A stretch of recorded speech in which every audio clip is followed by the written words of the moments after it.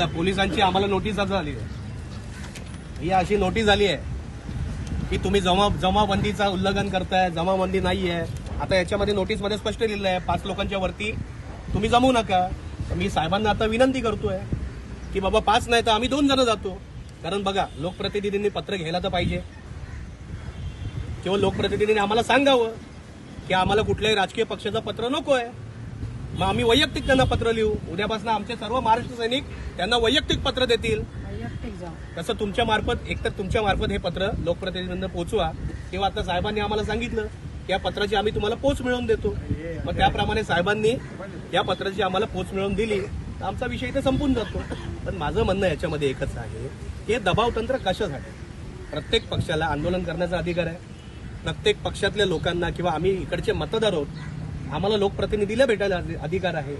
मग लोकप्रतिनिधीला भेटायला आम्हाला का थांबवतायत. मग हे लोकप्रतिनिधींनी सांगितलंय का, लोढा साहेबांचे असे आदेश आहेत का की बाबा माझ्यापर्यंत कुठलं पत्र आलं नाही पाहिजे. तर प्रशासनाने पण आम्हाला त्याची कल्पना द्यावी.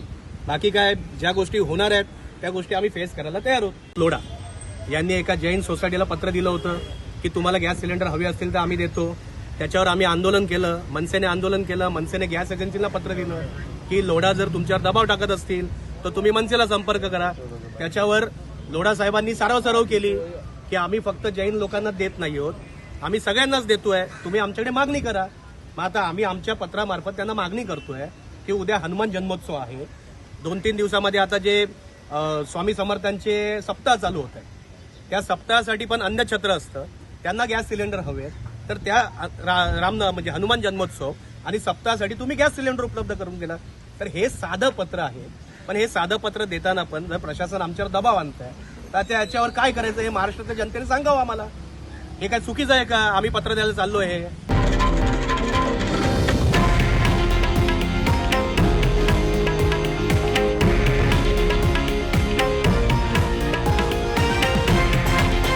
हे आहे देशातील नंबर 1 न्यूज नेटवर्क आणि आपण पाहत आहात TV9 मराठी, एकमेव.